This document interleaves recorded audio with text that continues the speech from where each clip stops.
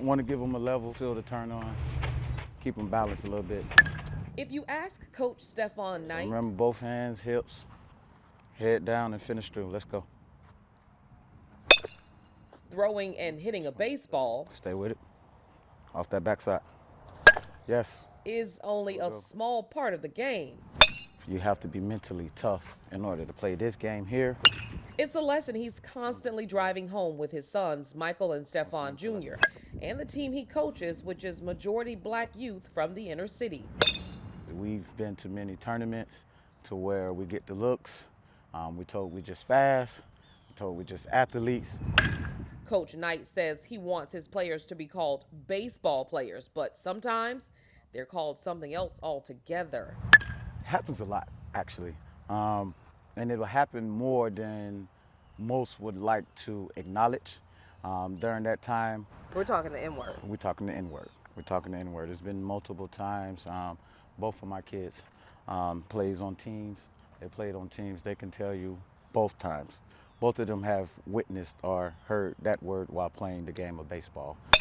Yes. That's just one of the reasons why he thinks baseball is striking out with black children, resulting in less black players in the game.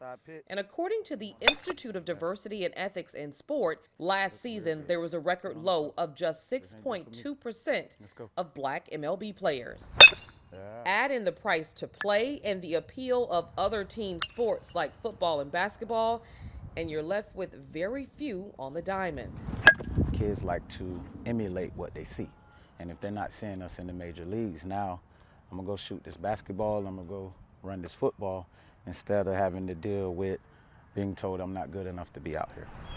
Across the overgrown field at this city-owned park, just a few feet from this dilapidated bench, is where we found former major leaguer and current Little League coach, Mark Whitten. You know, my gift was throwing. Wasn't nobody taking no extra base on me. So that was a plus for me. That was what I brought to the game. A game that looked a lot different when he started playing professionally back in 1991. That season had one of the highest percentages of black Major League Baseball players. We're talking 18%. Back then, like coming up with the Blue Jays, it was like you went to spring training, all you saw was us, you know. And, you know, of course, you still had your Latin players and all that, but it was more blacks. You'd have about 7 or 8 blacks on a team at every level of their organization. Whitten says he can't help but notice the differences from when he played and how a lot of black players in the game now are from Latin American countries like the Dominican Republic, Cuba, and Venezuela. He says the low number of current African American MLB players isn't the only curveball when it comes to diversity in the sport. Like even if you look at the coaching staffs in the major leagues, you don't see a lot of us getting those jobs. Why? We have the experience, no doubt about that. Still, he has hope and loves the game. It's why he's constantly scouting young black players. 7 of them, I can get some other ones from outside. All right, let's go, Mike. Coaching on fields just like Knight, hopeful to find the next big prospect. And seeing them from 3, 4 years old, seeing them years later, hey, what you doing? Oh, coach, I just hit a home run last weekend. Oh, I just made the varsity team. That keeps me optimistic.